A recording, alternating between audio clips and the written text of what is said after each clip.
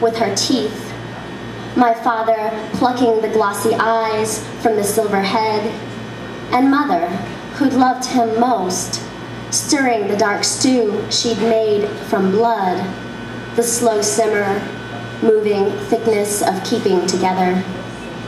I waved my rice fingers loudly, "Taranapo," but he only listened more. Crickets sang. A cat opened its mouth.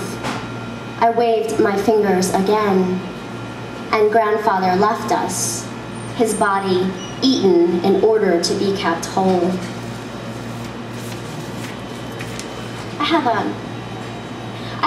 a new poem, and I've never read a poem that's in progress before, but I'm not done. I have like 5 sections written, but I'll read 2 sections today. And you know, I was kind of looking for permission, and I asked the Venerable Benjamin Steins, and he said, "Yeah, do it. It's good. You'll get feedback. You'll get to hear it." So I'm going to let you guys play my outer ear so I can hear the poem, if you guys will help me out today. It has no title, but I guess a little background. For the past 7 years, I suffer from chronic pain. And I have no idea where the pain comes from, but it hurts in my legs almost every night. 1. And what if death in me saw what I have held up to the light over again, turning my hands over that shell of flesh, flame obscured through the transparent bone? I walk into a room and my husband sleeps. I walk out and my mother dies. In my legs, a monster whimpers, carrying its ligaments like chains. And I have known this since I was a child, that shadows are simply outlines of darker things. My fingers shadows, my palms pink capes above the density of a living body. This is the truth, that we are lost as soon as we are born, our place in place obscured by sound and light. God, I have known you in the terror of my body, how you overwhelm my sleep, bending my knees over my husband's joints like tents, that buckling pull of ache are binding, love. You bear my weight at the complex hinge, have stunned me there, kissed me into my weakness, and at night my knees speak, the hegemony of your language overtaking my own. But what was language before your malak love held out his machete to cleave the source of his own burning? Where was language when they unwrapped my grandfather's shiny hips and, faced with the eyes of his fallen parts, I turned away? What slipped me then? My mouth, a hole falling out my mother's slimed canal. Consider the way a moth will burn itself to land when neither moth nor bulb exist.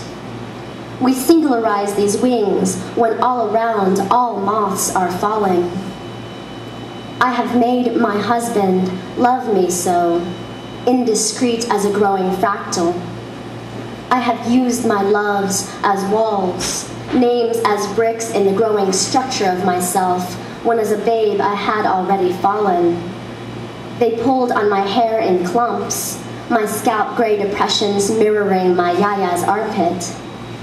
What dialects did the old women speak when, bony, in search of my mother, they wondered why I wouldn't eat? What is food for animals? Our blooddying selves, tooth to vein, and in all the eating deaths, only our hunger to return. Say you become an immigrant. Say through immigration you learn the world of spirits is real as a tooth under the gum, its impression upon space, a radiant weight.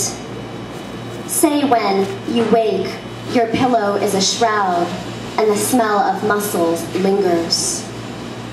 The roses touch each other wildly, roots in exile. Their sinusoidal curves are plunges into the burrows of each other's throats. watching them, God, forgive my attempted suicides. Milk heavy in bed, I couldn't stand even the first letter of you. How I envied the roses who clawed at each other with their stiffened limbs, so now their existence waits for me.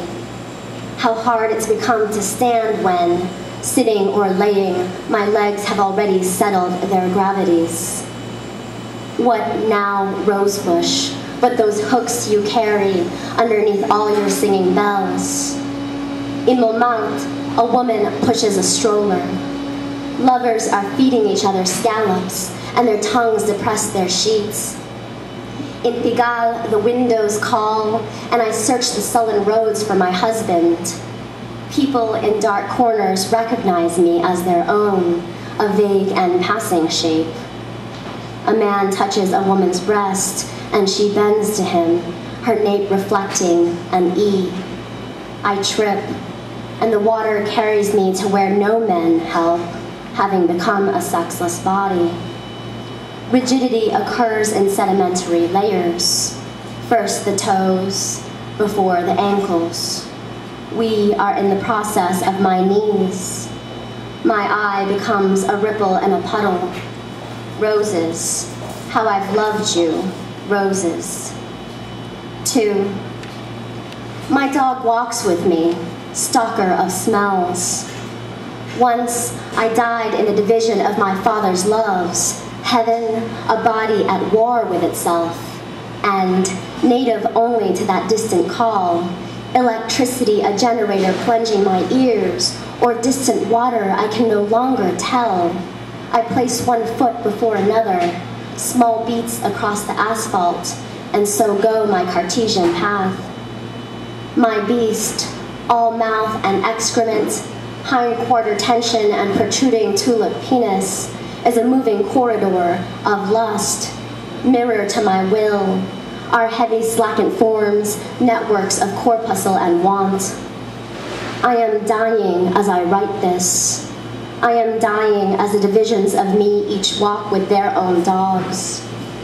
A woman consumed with the isolations of her body, I separate my cells into daughter sets and cleave, faithful to the ancient will, until everything becomes a mirror, representations so well produced, they find images in themselves, until nothing of our source is left but in the ringing of sound. Sound. Sound is a place before articulation, a child's cry before her mother coils. A woman on a balcony drinks, her hair in braids. What man belongs to her waiting, her face convex and milky glass? Where has my husband gone? Where is his body such salve to my own? I ask my dog to hunt, and I beg before balconies, my hands raw roses, each climbing above the other.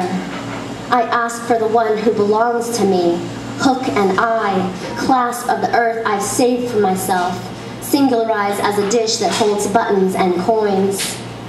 And what happens to that button who outlasts its own garment? What happens to that which seeks to connect a knit already undone? Come back to me, my love. Come home before what finds you begins new separations. My face is dark before the effacement of my mother's cervix. I am a stork, a clumsy thing, a threaded knot in your button's eye, a coin fallen from its pocket. But I love you with the weight of myself, have pressed into you with my pain, made you into an angry abscess, our bed, your sweltering mouth. Before sleep, I see myself dressed as the moon in your tonsil. You swallow, and my nightgown goes, the white of me in you a bitter pill. The woman drinks still. I watch her.